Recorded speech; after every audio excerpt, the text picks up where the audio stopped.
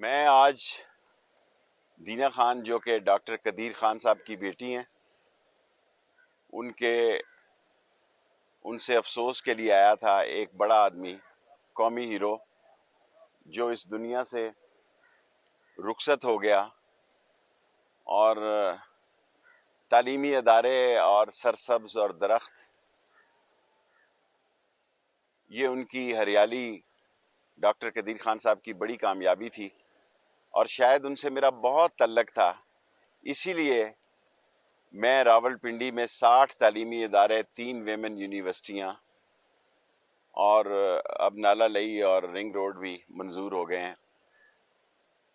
اور آج میں نے ڈاکٹر دینا سے، ڈاکٹر قدیر صاحب کی بیٹی کو یہ درخواست کی ہے کہ وہ ڈیزائن بنا دیں، کیونکہ عمران خان صاحب کی خواہش تھی. عمران خان صاحب کے ہدایت پر ان کو قومی اعزاز کے ساتھ دفنایا گیا، اور عمران خان کی خواہش تھی کہ انہیں ہم فیصل مسجد کے ساتھ ان کی تدفین ہو، لیکن ان کے خاندان کا یہ فیصلہ تھا.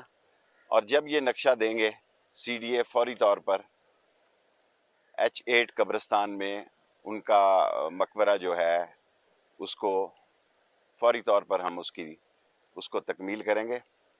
باقی سیاسی طور پر کل مریم نواز شریف جو ہے، وہ اس کی تقریر سے عمران خان کا نام نکال دیا جائے تو اس میں کیا تھا؟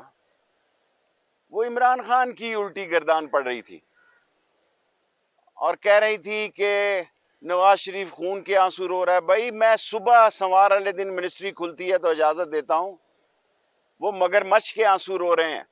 اگر خون کے آنسو رو رہے ہیں تو جس دن 24 گھنٹوں کے اندر، اور یہ ان کے لیے بہتر وقت ہے، پھر اللہ کو پتا ہے، کیونکہ وہاں لندن جا کے جس طرح وہ پلان ہو کر لندن گئے تو وہاں ان کو خون کے آنسو رونے کی کوئی ضرورت نہیں ہے.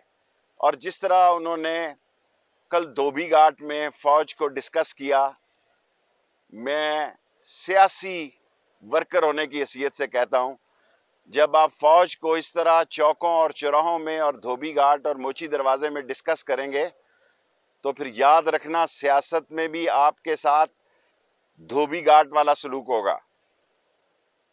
ملک میں عمران خان کی حکومت کو 3.25 سال ہو گئے ہیں.